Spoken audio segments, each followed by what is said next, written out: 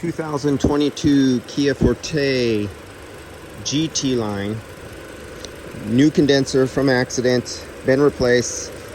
And after finished charging it up, let's do a quick look right back here. HVAC videos is about to start. 36.7 degrees out the dash. Right there. And there we go, our superheat, our subcooling. But this has an internal heat exchanger, so that throws your temperatures off. That throws you what you will read depending on where you put. You can see my probe is right there for my temperature on the suction line. And I only could get right here. Now here's the problem. They place the high side service valve on the discharge of the compressor. So I am not getting the pressure of the low side. I'm not low side, god dang it, liquid side. So let's see, if I did over, this is not right, but if I did over here, like this, negative subcooling. You cannot have negative subcooling.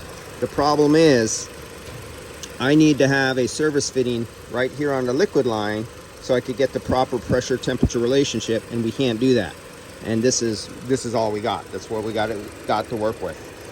Now, getting back to the messed up line right here. Now you see this kink line, or almost, god dang it, we can't. Okay, I got this in the way. In my first video I showed it before I put the probe right here, but this is kinked and it's a little rippled under here. But now that it has like 150 psi or so, it has it a little bumped out. Oh no, it's 76 psi, 79 psi. The high side is 79 psi. So now that we have a little pressure in there, it bumped out a little bit, but this is kinked. This is actually pushed in and kinked. And you see where the line comes out here? It is not supposed to go up at an angle immediately at the ferrule. You never do that to ferrules. The reason is this condenser, this part of the condenser, the little metal piece that puts where the lines hook up, is a little bit further this way. They made it a little bit longer. By placing the condenser fittings further out into the engine compartment, what they did was they made that line and they pushed that line in this direction. By that condenser pushing it in, it kinks. This is how you get leaks. Aftermarket condenser. And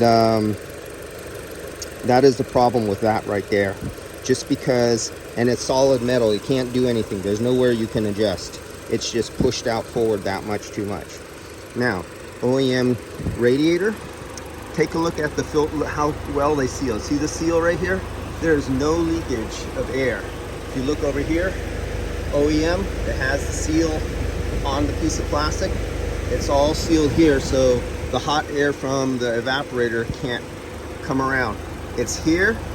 I could just feel so much air pulling through this condenser. It makes such a big difference. If you get down here, look at the seal on here. OEM radiator, they have the seal. It is sealed near airtight all the way around. And even the plastic here going underneath, trying to find an opening, there's no openings. So what this does, it greatly increases the efficiency of the air draw through the front of the condenser over all the fins. And often you will see some of the aftermarket radiators won't have this, so you'll have this big gap right here, so hot air will literally blow out this way and wrap around. It won't have the seal down here, so hot air comes from here. You have those guys that say, oh well, these got broken in an accident and we're not going to replace them because we're going to try to maybe save the deductible or save something. So the guys will leave these fins off and hot air rolls around here and reheats, because when the hood closes, the engine pressurizes with 200-degree air and that rolls around, and that's the problem with that. So excellent, very good. I wonder if I could make, I'm going to try this. This is really fun. I don't know if I could show this. That's how well that fan is pulling, because of all these seals here and how well this is sealed. It's literally pulling and holding my glove up there. That's a good job. And that's how it should be. All right, guys, that's enough for that. We know why we don't use aftermarket sometimes. Occasionally, you've seen me praise some aftermarket condensers that were near OEM. Not too often.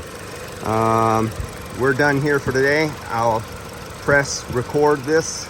This data will be downloaded into the receipt, the invoice for the customer, and I'll catch you guys later. Oh, I didn't show you this. Look at this. 30 PSI, near perfect high side, almost unchanged. Ah, shoot, I just erased everything. God dang it. And, well, I just bit myself in the ass. I just erased about 8 minutes of data. Our 37 degrees.